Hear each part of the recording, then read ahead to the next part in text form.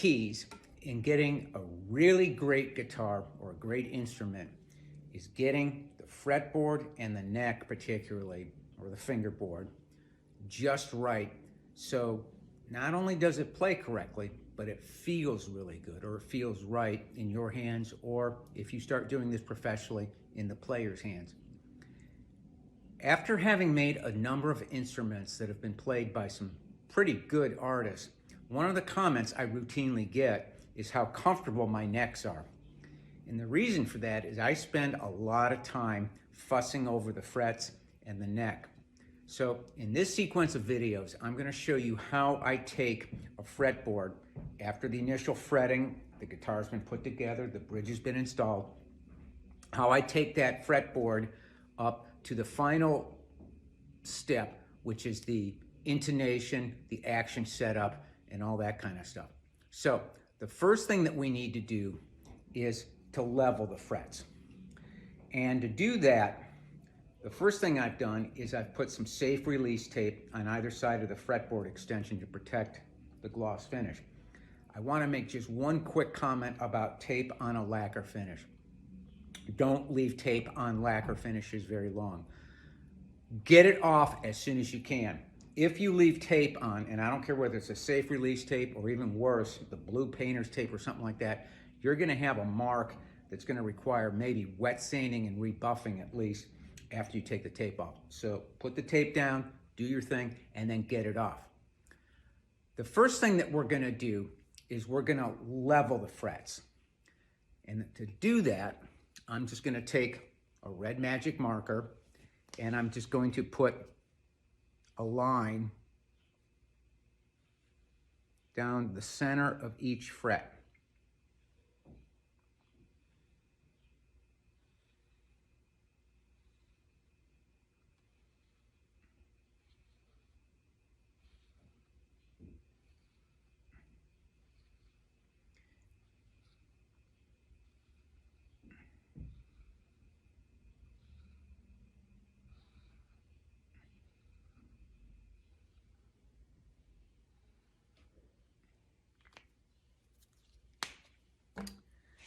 Then what I'll do is I'll adjust the truss rod so that the frets are level, or as level as I can get it with the truss rod.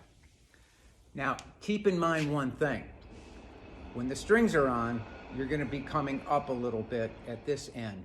So if it's not perfect, that's okay. But what you want to do, or you want to aim for, is as flat as you can get on the frets from at least the first fret, maybe up to the 14th.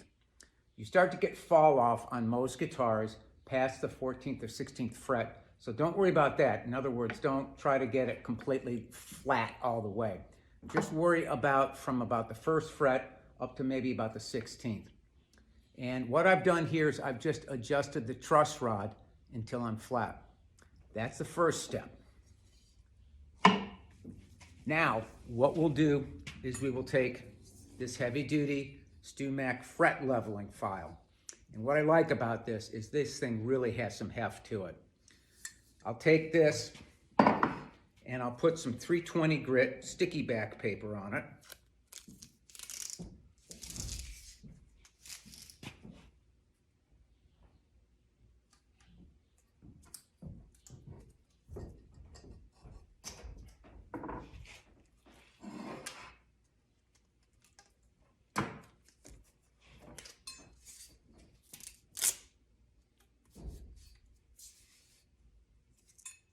Now what I can do is I can level the frets.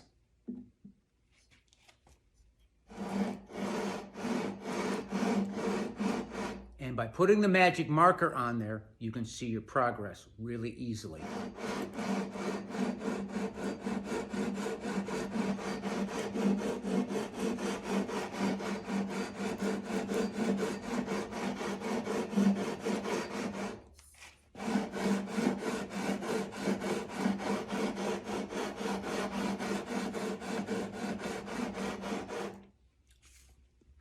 Let me get a little bit closer and show you what I'm talking about.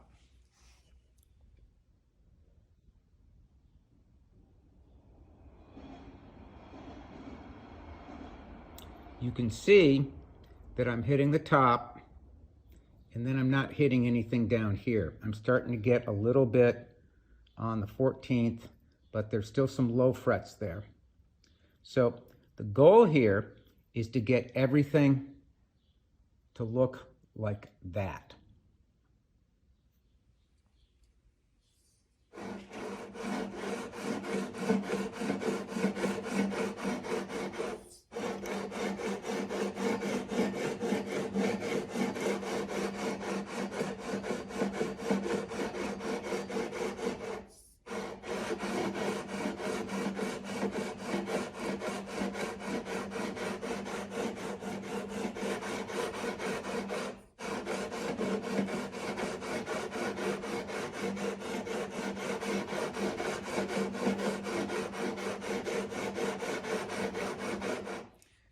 As I said before, don't worry about this area down here, because that's fall off.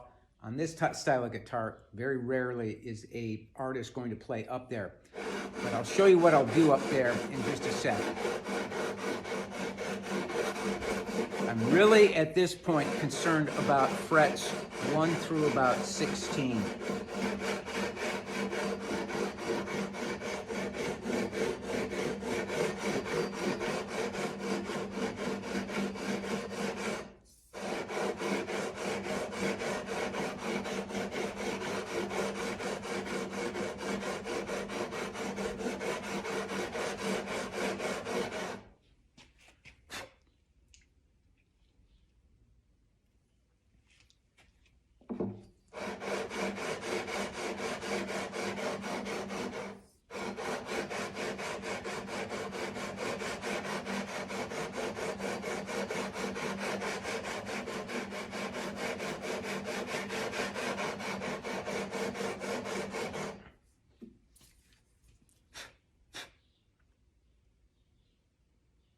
And we are looking good.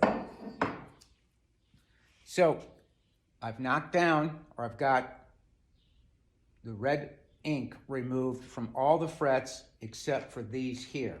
I'm not going to worry about those again, because on a non-cutaway, it's very rare that anybody's going to play up there. But we'll take care of that in just a sec. Now, what I'll do is I'll remove the tape and remove the dust. After the frets have been leveled with the leveling file, it's time to put the crown back on the frets. And you do that with a fret crowning file. And the one that I like, and I've used a lot of different files over the years, is the Z file. There's 3 types. There's the original Z file, an offset one, and then the one that I like to use, and probably the easiest one to use, is the centered Z file. Meaning that you just use, it just centers the crown as you use it. So to use this, you need to remark the frets with your red magic marker first.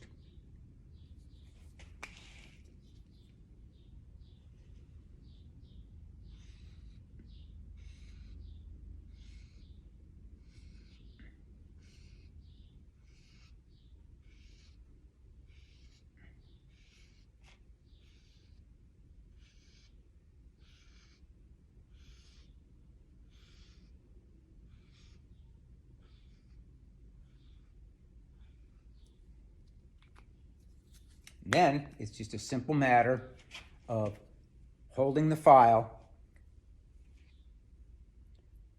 and crowning it.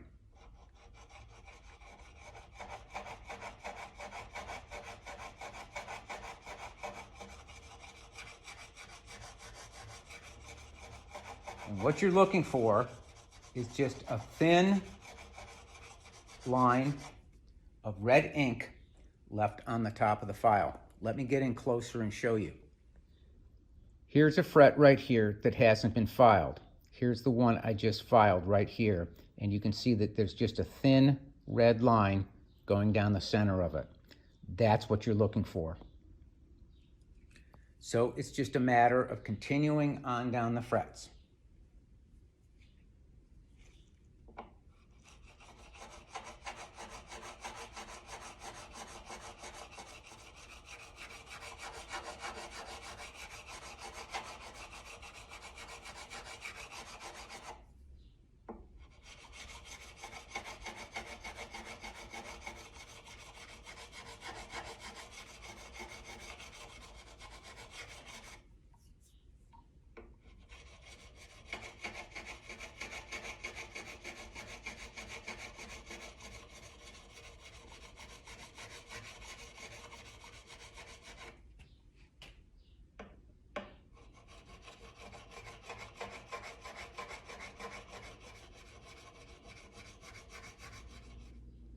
The frets have been leveled and they've been recrowned now. When I did the recrowning, I went all the way up to the end here, and then I went back again just to make sure. I did that with the centered Z file. The next file that I'm going to use is one to take the burr off the corners of the file. And this is the Stuart McDonald file number 1175. And this is an indispensable file. It's a small file, and I've really never used anything else like it. It's got two safe edges on it, and one of the safe edges is rounded, so there's no chance of harming or damaging the fingerboard. So what I'll do here is I'll just take the file and I want to kind of roll it on the corner of each fret, and I'll do both sides. So I'll come back over here and do the same thing. Again, the purpose of this is just to remove that little wire burr that's on the very edge of the fret, and that's what somebody's going to feel as they slide their hands up and down the neck. So you got to get rid of those, and this file is just about the only way to do it.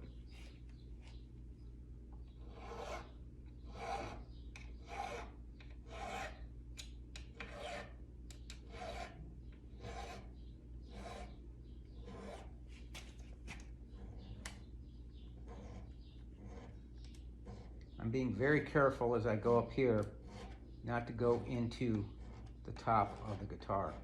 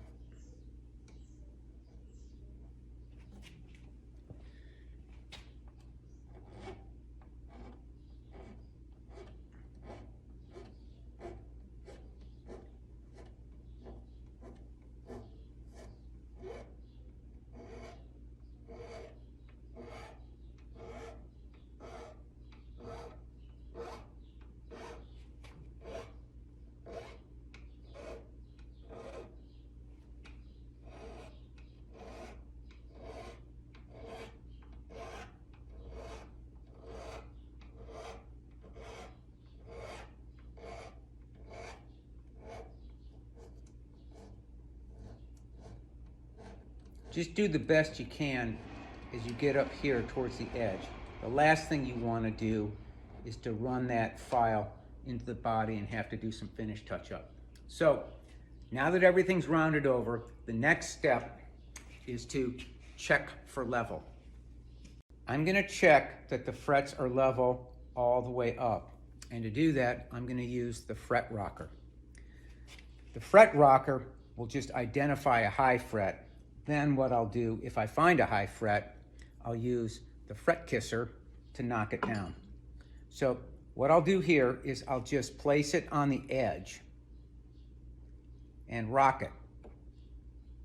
And if you can't feel any rocking action, those frets are all level. Okay, now, hear that? I've got a high fret. It's this one, the third. So, to knock that down, I'll take the fret kisser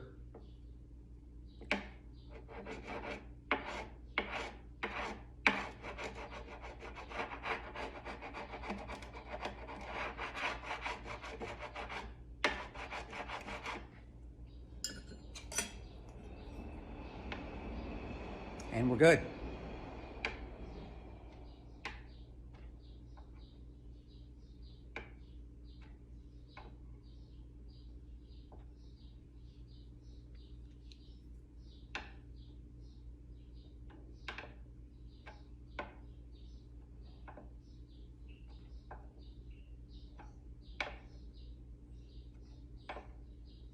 This is a good day, but I know from experience where I'm going to find the high frets is once I get past the 12th.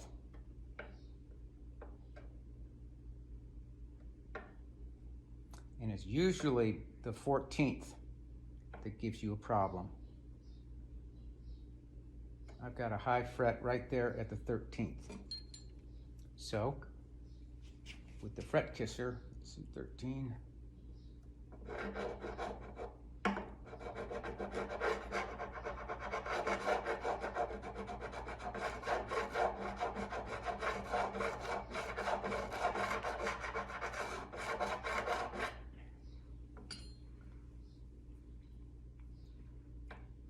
Good. Now, I just know that this 14th is going to be usually off, and it is. And it's off only on this side. So, once again, fret kisser on the 14th.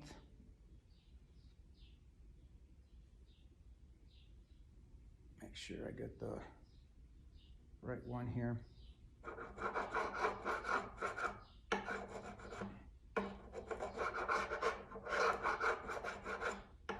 It doesn't take much usually.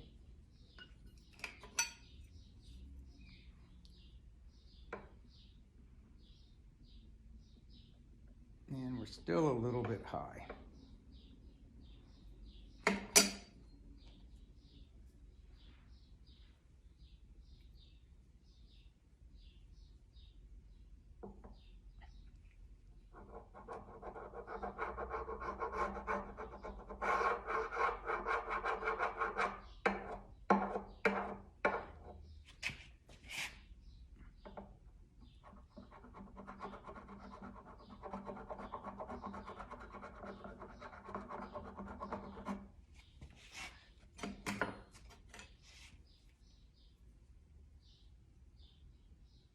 And now we're good. So that's how you get the frets all perfectly level. They've been crowned, they're level.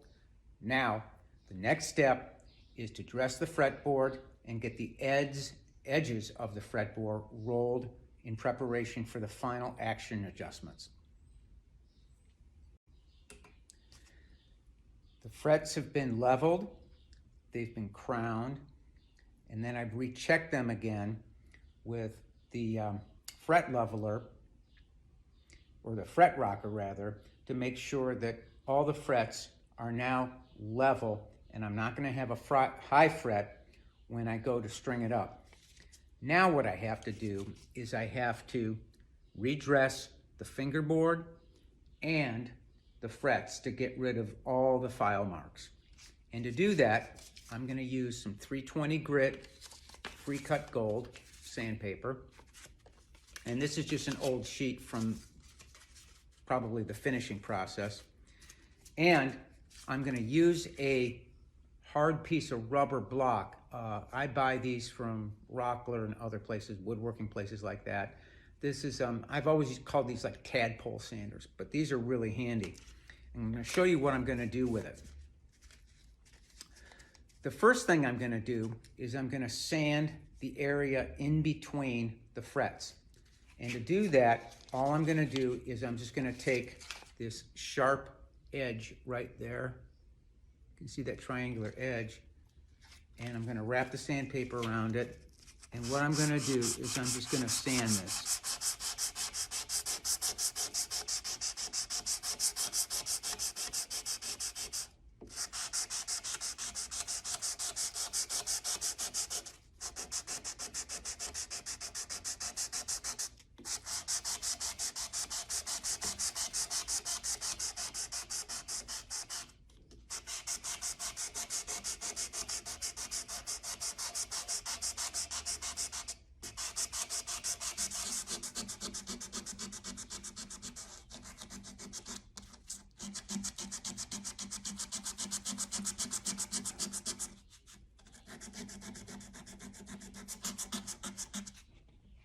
I've got a little piece of tape in there.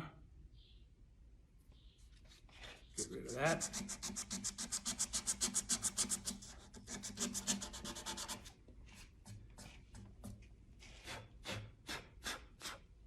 Good.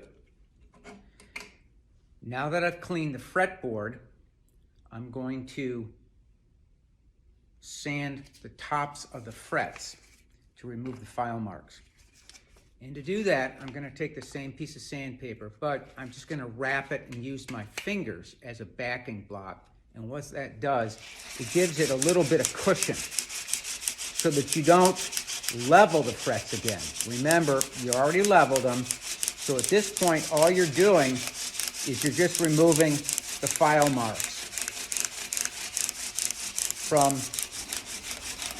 the crowning file and the fret kisser.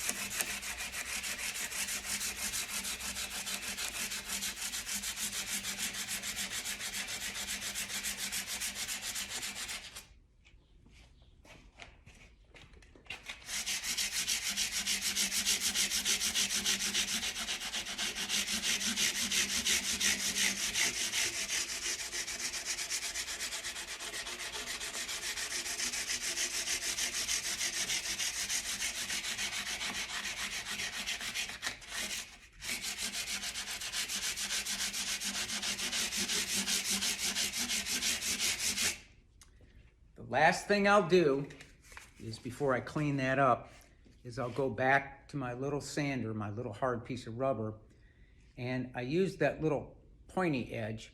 Now I'm going to use the flat part of it, this part right here. And what I'm going to do is I'm going to take and wrap the 320 grit sandpaper around it, and then holding it at about, I would say, maybe a 30 to 45 degree level, or angle rather, I'm going to sand the edge of the fretboard. This does two things. It'll put a nice clean edge on the edge of the fret, and then also it will start to roll the edge of the fingerboard. And that's really important, that you get a nice rolled edge for the player's benefit. It just makes the whole neck and the fingerboard feel a lot better. So again, this isn't critical. I'm just holding it at about the angle that looks good. And this will also remove any residual problems or edges of the fret that you might have had. Now, be very careful as you come up here. If you find that this is a little bit too unwieldy to use, this little sandpaper thing, what you can do is you can make a small block of wood with the same sandpaper on it. I'm going to go over and get it to show you. You can use just about any small piece of hardwood, or in this case, I found a piece of corian that's just perfect. It's about a 1/2 inch square. And what I'm going to do is, this will give you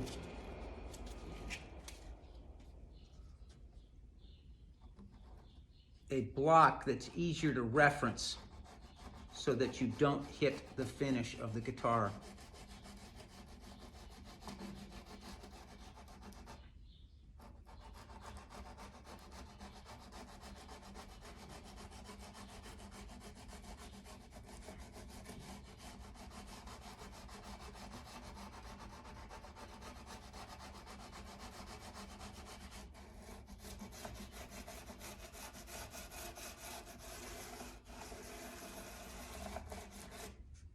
Do it on this side, and then go over to the other side and do the other side. I started out with 320 on dressing tops of the frets and the edges of them. I went to 400. Now, the final thing I'll do is 600. I'll stop at 600, and then what I'll do is I'll take some gray Scotch-Brite. I don't recommend ever using steel wool these days. Steel wool is just the kiss of death if you're around electronic equipment, but also on acoustics. Those little fibers tear off, they shred, they get everywhere, they get underneath the frets, all sorts of things. Gray Scotch-Brite or even if you want to go finer than that with the white Scotch-Brite, these are much better products to use than steel wool. So, as I said, I'm gonna end up with 600, then we'll gray Scotch-Brite everything. Then what I'll do is I'll oil the fingerboard, put the tuners on, string it up, and then I'm gonna leave it for a couple of weeks, and then I'm gonna show you what I'm gonna come back and do for the final action setup and the intonation.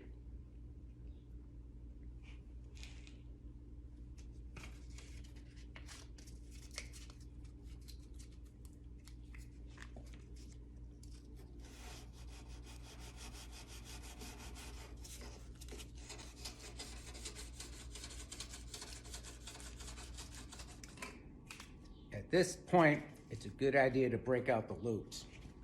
What I'm looking for is a nice, flat, shiny angle on the edge of the fret.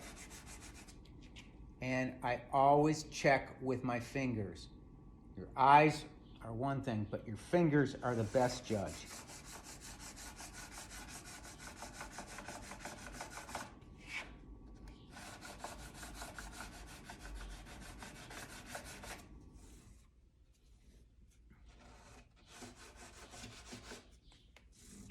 That's the 320. Now we go and do the same thing with 400 and 600. In the last installment, what we did was we leveled the frets with the sanding beam. We dressed them, we cleaned up the fretboard, and we put the strings on and did a rough action setup. It's been about 2 weeks, and over this period of time, the guitar has had a chance for the strings to do their pull up on the neck, and things have changed a little bit. So now, what we have to do is we have to do the final dressing of the frets with the strings on the guitar. And this is an optional step for a lot of people, but what it does, it allows you to really dial in a very good action based upon your players or your particular player's style of playing. For example, a fingerstyle player may want an extremely low action on the guitar with a low neck relief, whereas a bluegrass player that really digs in with a pick may want a little bit higher relief with a little bit higher action. Everything's different, but we're not done yet. And what I like to do is to do a final fret leveling or check with the strings or with the strings on the guitar to simulate what's going to happen in real life. And to do that, what I've done is I've taken a notched straight edge and I've placed it on the fretboard. Now, when I placed it on the fretboard after the strings had been on for a couple weeks, I had a little bit of bow in the center. So what I did is I adjusted the truss rod so that now I have a level fretboard. I'm not worried about the frets at this point. I want the fretboard to be level. So I've done that adjustment with the truss rod using a notched straight edge. I've now got the fretboard as level as I can. So what I can do now is I can take a relatively new product that's made by StewMac, which is called the fret bar. And what the fret bar allows you to do is to level the frets, and it's got reliefs on either side so that you can get it in between the strings, hopefully, and then you can level the frets. So what I'm going to do is, using the fret bar and 600 grit sticky paper, I'm going to now level the frets. Keep in mind, before you use the fret bar though, you must get the frets, or in my case the fretboard, level again. Take out any neck relief you may have put in prior to doing this. Otherwise, you're just going to sand the frets level with the neck relief in it, and that's not a good thing. So let me get some 600 grit paper on this fret bar and I'll show you how I do it. Starting over here at the low E and the B string, I slide the fret bar with the 600 grit sandpaper underneath those two strings, and now it's just a matter of just kissing the tops of the frets. Again, I'm really not so much interested in absolutely leveling them. I just want to kiss the tops just so that I eliminate any possible string buzz. And once again, as before, I'm really not going to worry too much down here because I do have a little bit of fall off on the fretboard extension, so I'm really not going to worry about that. I didn't even really mark the frets to do this because this just goes very quickly. But the beauty of this tool and doing it this way is you're now doing a fret leveling or a fret kissing, if you want to call it, with the strings on the guitar under tension as it would be during normal playing.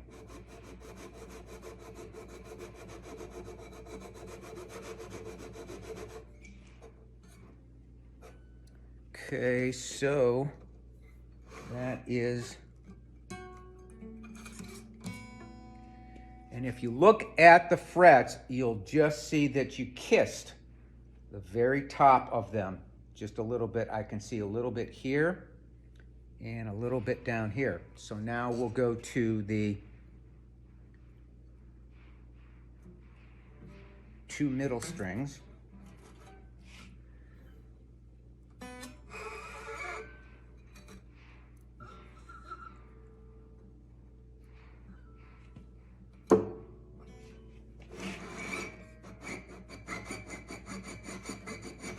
And again, it doesn't take much. All I'm doing is just kissing the tops of the frets.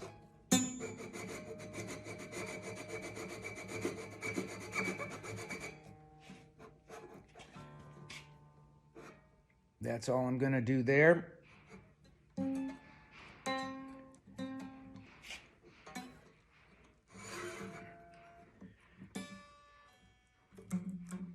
Can be a little bit tricky to get off. There we go.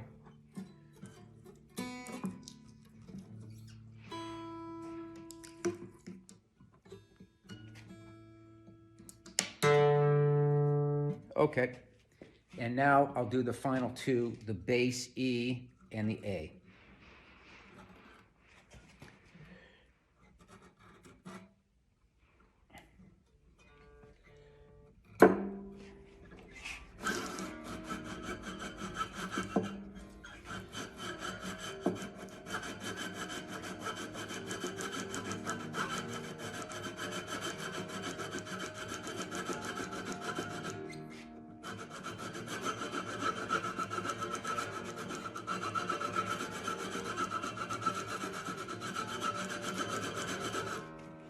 And again, it doesn't take much.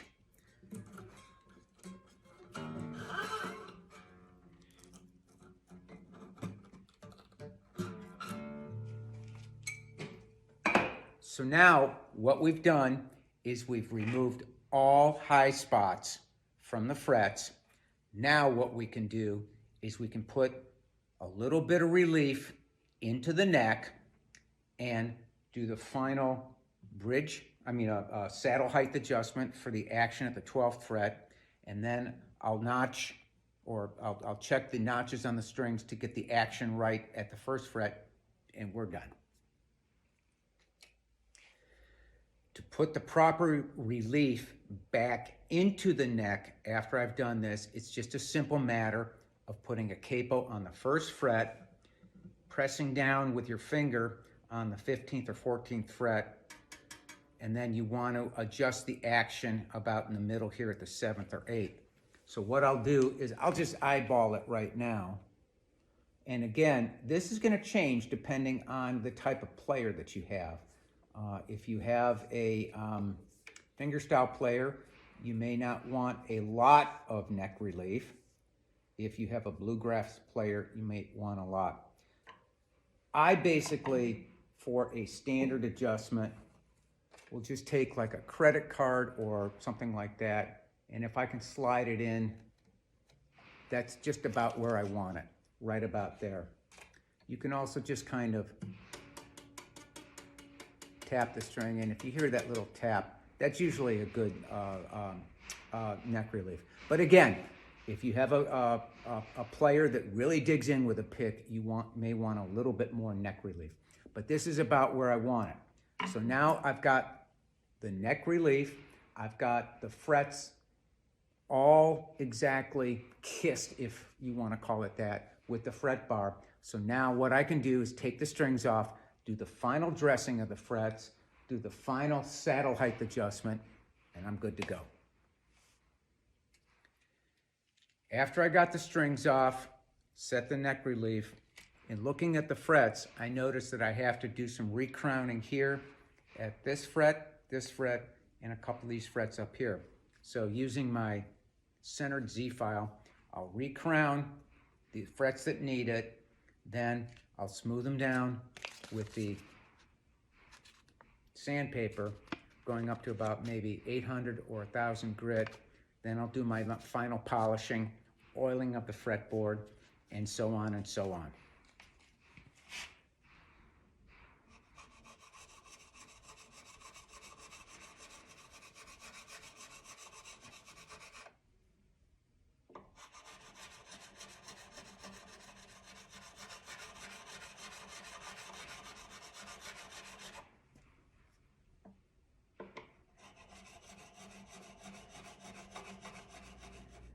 After recrowning and polishing all the frets, I'll set the saddle for an action at the 12th fret of 3/64 height above the 12th fret on the low E and 2/64 for the high E, which is kind of like a factory standard.